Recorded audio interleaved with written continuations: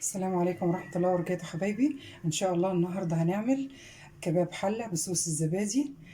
الصوص خرافي، هتسيبوا اللحمة وتاكلوا منه جنب رز أبيض بالعيش. يلا بينا نشوف هنطبقه ازاي. هنجيب حلة ونحط فيها حتة ليا كده تسيح مع معلقتين زيت، وانزل على طول تكون سخنت حلو قوي، وانزل على طول بسم الله باللحمة بتاعتي، قطع لحمة في الحجم اللي يناسبك.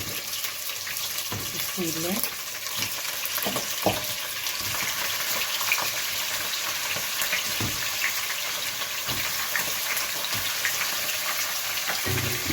ليه انا بعمل بقى في الحلل الجرانيت حلوه جدا في تحمير اي حاجه، ما بتلزقش فيها وبتشوح لك الحاجه على طول.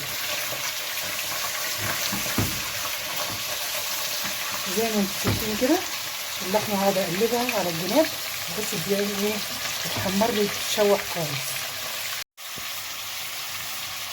زي ما انتم شايفين حبايبي لون اللحمه اتغير ازاي على طول، عشان الحله سخنه جدا، واقعد بقى ايه اشوح فيها من جميع الجهات، ولما اوصل للدرجه اللي انا عايزاها واللون اللي انا عايزاه اوريها لكم.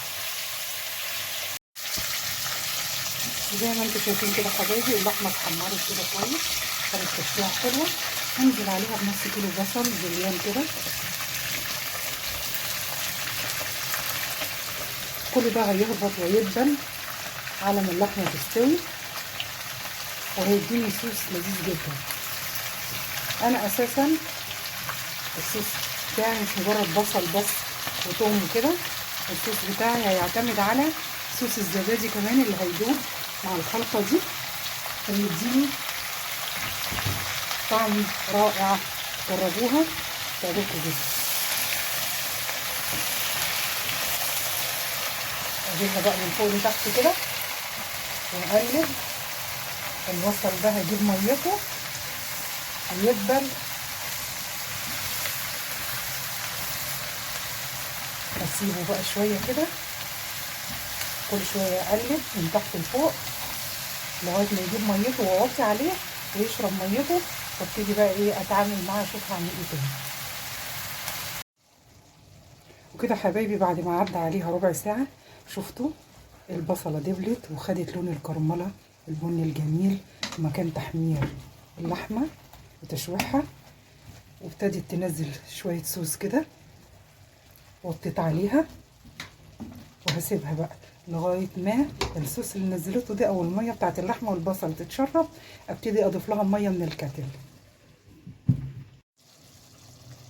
لو تلاحظوا حبايبي البصل عمال يدبل شويه بشويه بيدوب وهيختفي طبعا، هيتحول في النهايه على ما تستوي اللحمه لصوص دايب كده بني حلو، يتحط على رز ابيض كده يبقى في منتهى الجمال، او يتغمس حتى بالعيش. طيب لو تلاحظوا لسه في صوص اهو، انا ما حطيتش ميه نهائيا. ده اللي نزل من البصل، من عصير البصل ومن اللحمه بعد ما وطيت عليها. بعد كده هنزل 4 فصوص ثوم مقطعهم قطع صغيره كده. نزل كمان عصير طماطميه كبيره بشراها، يعني ماسكه طماطميه كبيره جامده بشراها او طماطميتين وسط، وقرن فلفل رومي مع قرن فلفل رومي برضو احمر. انزلهم كده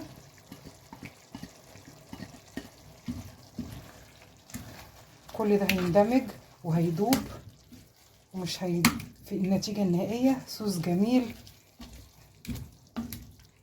يتغمس بالعيش او على رز ابيض يبقى في منتهى الطعامه. اغطي عليها واخلي برضو الحاجات دي كلها تنزل ميتها لغايه ما تجف الحاجات دي، ابتدي بقى ازود ميه مغليه. بعد حبايبي ما كده البصلايه والحاجه ابتدت تنشف من الميه اللي فيها، هجيب كده معلقه بتاعت هريسه شطه عاملاها ومخزناها في التلاجة، وانزلها عليها واديها تقليبه كده. انزل عليها مج ميه مغليه من الكتل،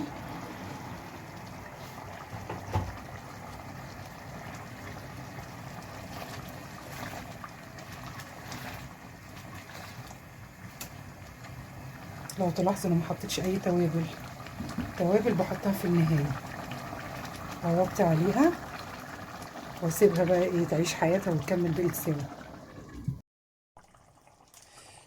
حبايبي اهو بعد ما فات حوالي ساعة الا ربع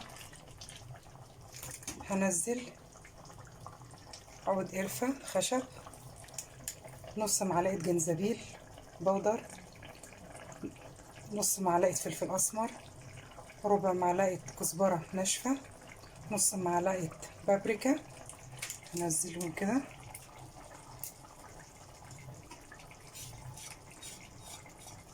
مع بهارات ويلز ماجي اللي هي من ويلز،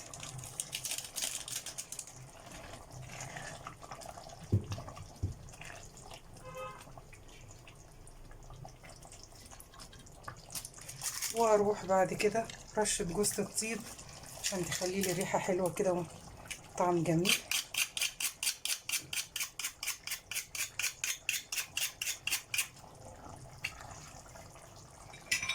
الملح بقى مش هحطه غير لما اتاكد ان اللحمه بقت دايبه، والصوص ده طبعا ايه بقى مركز.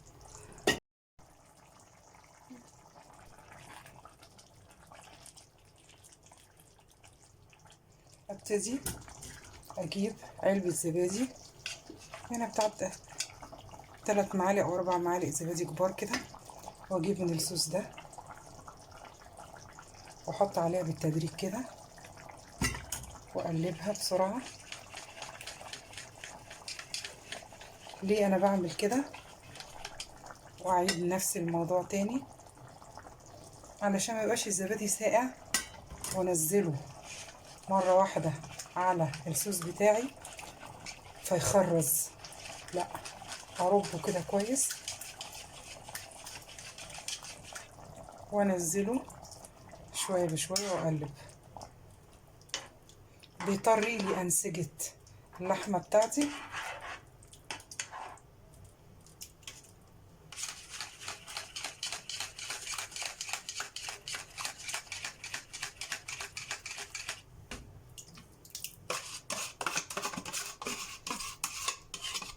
ويخلي الصوص بتاعي كريمي وفي منتهى الجمال.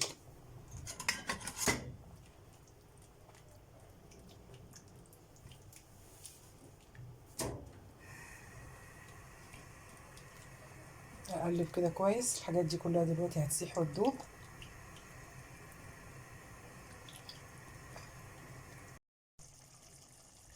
لو شايفين حبايبي اهي اللحمه استوت والصوص تقل وتركز، هبتدي بقى احط له نص معلقه ملح،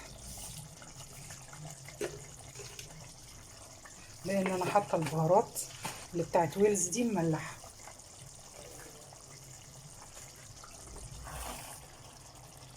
وابتدي اشيل عود القرفه الخشب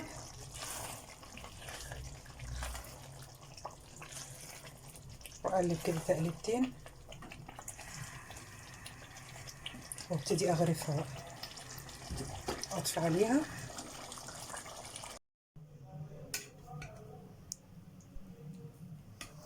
ودلوقتي حبايبي غرفنا كده مع رز ابيض، والصوص بقى بتاعه خرافه، تقيل وجميل رائع، طعمه زي السكر.